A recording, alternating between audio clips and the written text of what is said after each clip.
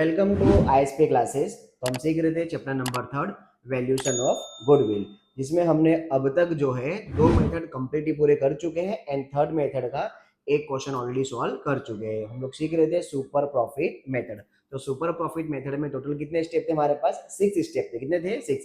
First second third fourth करके ऐसे total कितने स्टेप सॉल्यूशन करने थे? 6 स्टेप, जिसमें ऑलरेडी हम क्वेश्चन नंबर कौन सा सॉल्व कर चुके हैं? 8 नंबर का ऑलरेडी सॉल्व कर चुके हैं। तो नाउ आज स्टार्ट करेंगे क्वेश्चन नंबर 9। तो बुक में ध्यान दीजिए, पेज नंबर 106, पेज नंबर 106। तो क्वेश्चन लिखा हुआ है, पहले रीडिंग कर लेते हैं।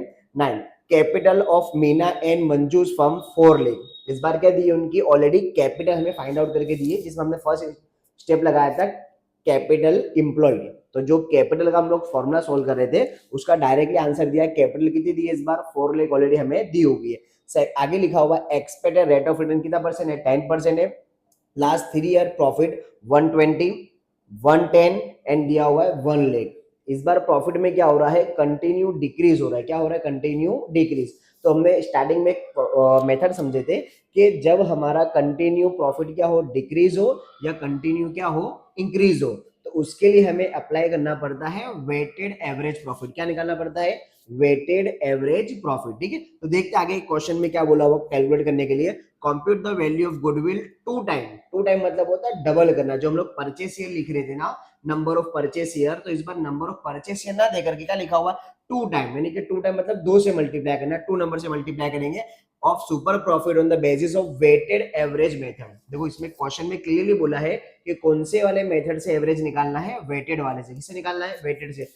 इन केस अगर इन्फॉर्मेशन नहीं होती तो किससे सॉल्यूशन करना है? तो हमें प्रॉफिट को ध्यान में रखना है। अगर कंटिन्यू इंक्रीज या कंटिन्यू डिक्रीज हो तो मेथड नंबर कौन सा लगाना पड़ता है? हमेशा सेकंड वाला। ठीक है, तो चलिए स्टेप बाय स्टेप करके पहले फॉर्मूले लिखेंगे, फिर उसका करेंगे वन बाय वन सॉल्यूशन करेंगे। तो पहले इस तरीके से परफेक्टली बॉक्स बना देना पेंसिल से, ऊपर में हेडिंग डाल देनी है कौन सा मेथड हम सॉल्व कर रहे हैं? सुपर प्रॉफिट मेथड वाला। ठीक है, तो चलिए स्टार्ट करते हैं लिखने का। फर्स्ट स्टेप था हमारे पास कैपिटल एम्प्लॉय। क्या फॉर्मूला था फर्स्ट वाले का? कि भाई capital employ, capital employ.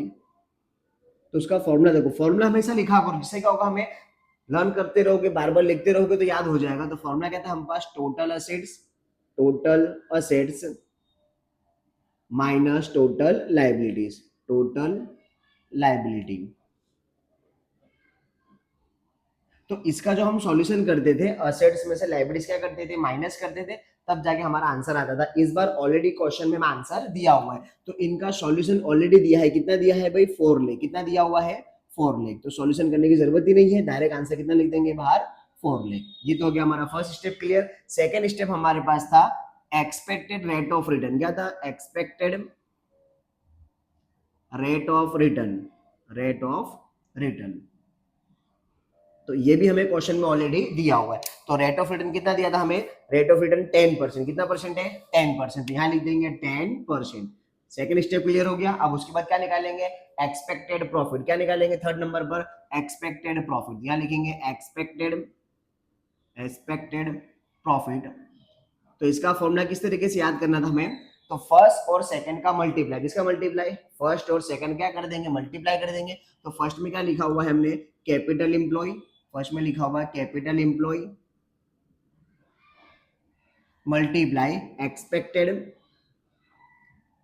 Rate of return, rate of return. क्या कर देंगे? दोनों का मल्टीप्लाई एंड डिवाइड बाय कितना कर देंगे? यहाँ पर 100 लिख देंगे फॉर्मूले के अकॉर्डिंग। चलिए, कैपिटल एम्प्लॉय कितना दिया हमें क्वेश्चन में? 4 लाख।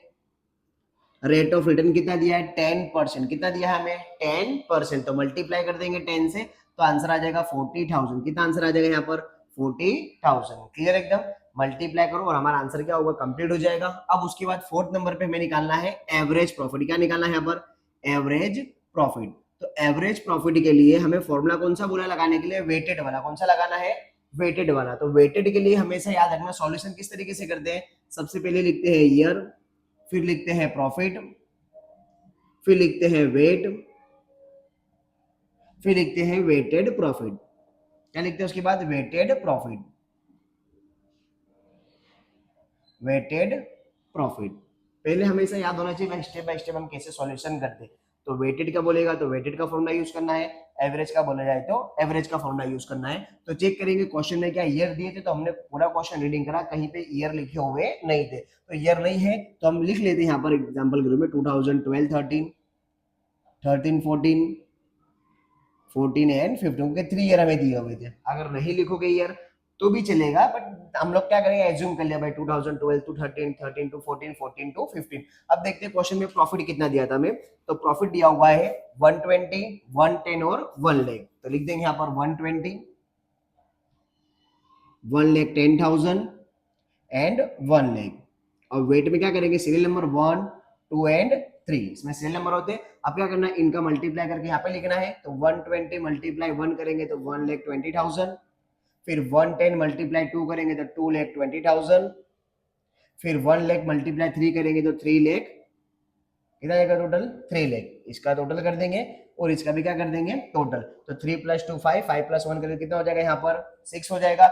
इनका प्लस करेंगे, 3 + 2 कितना होगा 5 5 + 1 कितना होगा 6 6 2 + 2 कितना होगा 4, तो 6,40,000 कितना हो जाएगा 6,40,000। आया सब टोटल समझ में, 3 + 2 5 5 + 1 कितना हो गया 6 620 एंड 640, तो 6,40,000। अब लगाएंगे यहाँ पर हमारा फॉर्मूला वेटेड वाला, तो वेटेड का formula weighted average profit divide by total weighted